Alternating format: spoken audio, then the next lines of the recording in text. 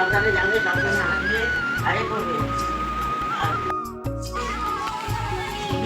আমি ঘোরা ধরে গেছিলাম, তারা জিজ্ঞাসা করলাম, তারা বললো শাড়ি আসছিল যারা।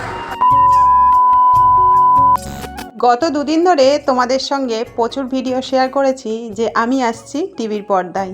তো তারই কিছু সুন্দর সুন্দর মুহূর্ত আজ তোমাদের সঙ্গে শেয়ার করব, বা কিভাবে আমি সেখানে গেলাম, সেখানে গিয়ে কি কি করতে হলো আমাকে, সবটাই থাকবে আজকের এই ভিডিওতে। সো হ্যালো এভরিওয়ান, আমি টুম্পা, আমার নতুন আরও একটা ব্লগে তোমাদের সবাইকে ওয়েলকাম। আশা করছি ওদিকে তোমরা সবাই বেশ ভালো আছো, এদিকে তোমাদের ভালোবাসার আশীর্বাদে আমাদের এক একটা দিন কিন্তু বেশ ভালোই কাটছে। তাহলে চলো আজকের ভিডিওটা শুরু করা যাক।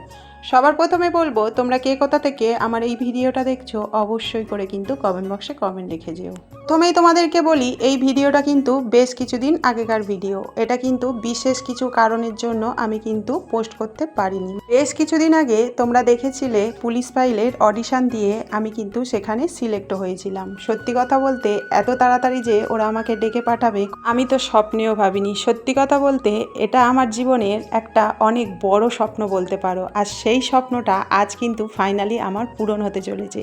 যতটা না আমার আনন্দ হচ্ছে, সত্যি কথা বলতে তার থেকে বেশি কিন্তু আমি ভয় পাচ্ছি, কারণ আমার জীবনে এই প্রথমবার আমি যাচ্ছি শুটিংয়ে। সত্যি কথা বলতে আমি স্বপ্ন দেখছি না সত্যি হচ্ছে আমার সঙ্গে, আমি তো কিছু বুঝতেই পারছি না। যাই হোক, সকাল সকাল তো ঘুম থেকে উঠে পড়েছি। সত্যি কথা বলতে আগের দিন রাতে আমি ঘুমাইনি বলতে পারো, কারণ ভীষণই নার্ভাস ফিল করছি।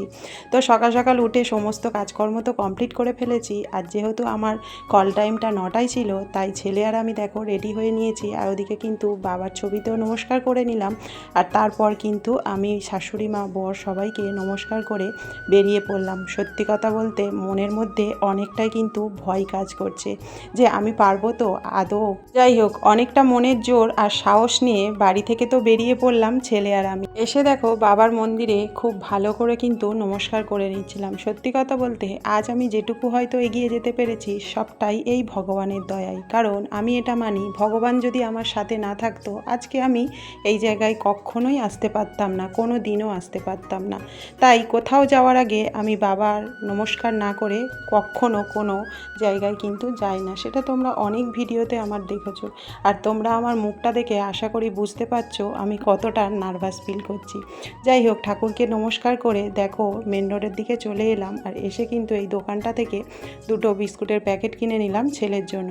আর হ্যাঁ, শুধু কিন্তু আমি আর ছেলে যাচ্ছি না, যাচ্ছে তোমরা সবাই চেনো আমাদের এই নীলুদা আর হচ্ছে আমাদের সুকুমারদা, কারণ ওনাদেরও কিন্তু শুটিং পড়েছে।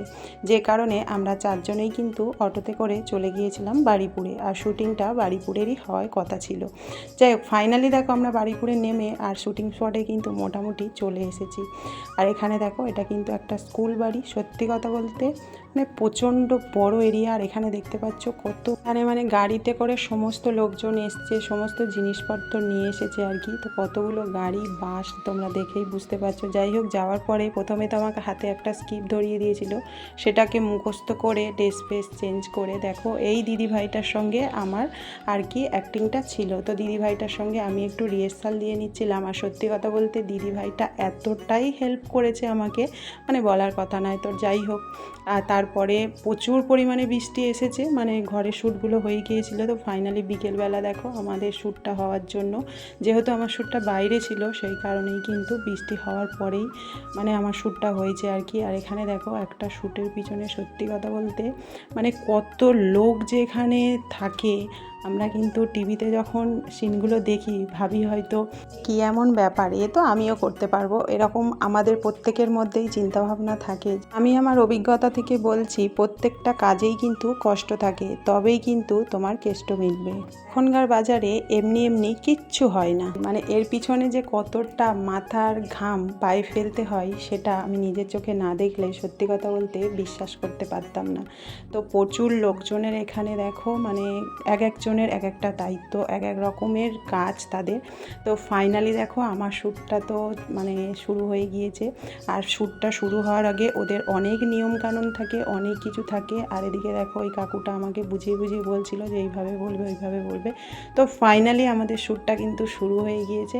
আর হ্যাঁ, তোমরা কারা কারা কালকের আমার এপিসোডটা দেখেছো অবশ্যই করে কিন্তু কমেন্ট বক্সে কমেন্ট করতে ভুলো না। আর অবশ্যই করে এটা কমেন্ট করো আমার অভিনয়টা ফার্স্ট টাইম টাইম তোমাদের কেমন লাগলো। তো যাই হোক, সবটাই হয়েছে কিন্তু তোমাদের ভালোবাসা। অবশ্যই করে আমি যেটা না বললেই নয়, আমাদের সুকুমার দাদা ভাই মানে আমাকে মনের দিক থেকে প্রচুর সাহস জুগিয়েছে। আমি তো বিশাল নার্ভাস ছিলাম, বিশাল হচ্ছে মানে কি বলবো, মানে ভয়ে ছিলাম। দাদা ভাই কিন্তু প্রচুর সাপোর্ট করেছে আমাকে। যাই হোক, ভিডিওটা কেমন লাগলো অবশ্যই করে কমেন্ট করতে ভুলো না। দেখা হচ্ছে পরের ভিডিও।